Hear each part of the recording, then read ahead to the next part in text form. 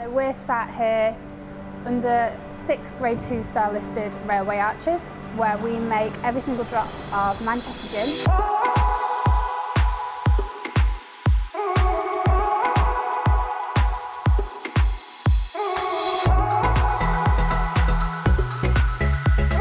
My partner and I met in 2013 in a late night tiki bar in Manchester. The first words he ever said to me were, "What are you drinking?" The first words I ever said to him was gin and tonic.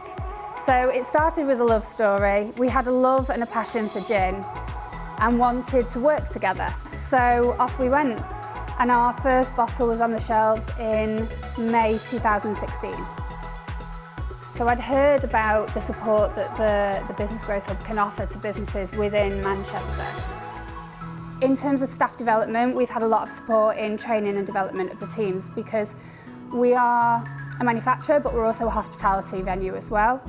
And with the help of the Hub, we've recently secured our first international market.